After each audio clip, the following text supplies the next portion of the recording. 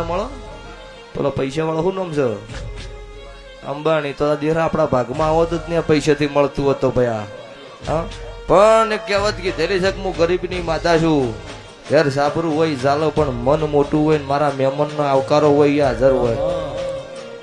અમુક 7 વાગે બાયણો બંધ કરીને પંચાયત આવે એટલે હવની મારી ઉભા થઈ જાય રાજુભાઈ ઘેર ચા ના મળતી હોય ને કે દૂધ સિવાય પીતા નહીં અમે હમણાં અમે પંચાયત ભેળા કર્યા હતા પૈસા પણ જે સારું કરશે એનું સારું જાય અને જે ખોટો કરે છે ને એનું તો સત્યાનાશ જવાનું થશે ભવાળું મેલડી બોલું છું